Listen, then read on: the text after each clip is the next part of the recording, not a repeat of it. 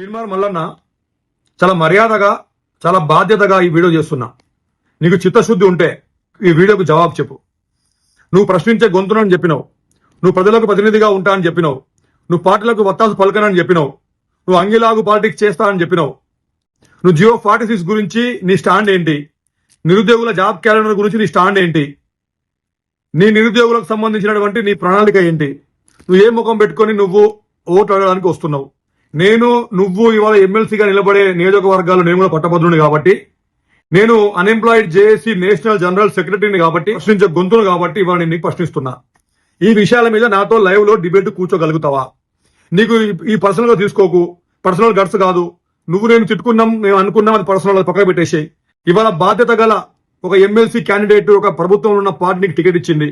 దాన్ని నువ్వు గౌరవిస్తే, ఆ ఎమ్మెల్సీ పదవిని నువ్వు గౌరవిస్తే నాతో లైవ్ లో కూర్చో. నేను అడిగిన ప్రశ్నలకు జవాబు చెప్పు. నీ జవాబులను బట్టే నీ మనసులో ఏముందో ప్రజలకు కూడా తెలుస్తుంది, నాకు కూడా తెలుస్తుంది.